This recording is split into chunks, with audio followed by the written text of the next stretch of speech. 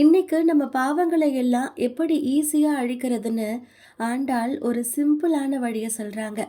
ஆண்டாள் கண்ணனை மாயன்னு கூப்பிடுறாங்க.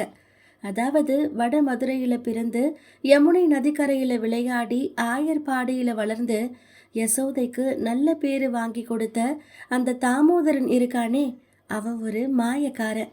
அவனை எப்படி வணங்கணும்? பெரிய பெரிய யாகமும் பூஜையும் பண்ணணுமா?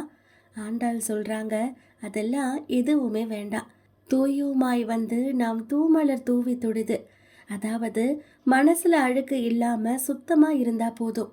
கிடைக்கிற நல்ல பூக்களை தூவி வணங்கினாலே போதும். நம்ம வாய் அவனுடைய நாமத்தை சொல்லணும். அதே நேரம் மனசு அவனை நினைக்கணும்.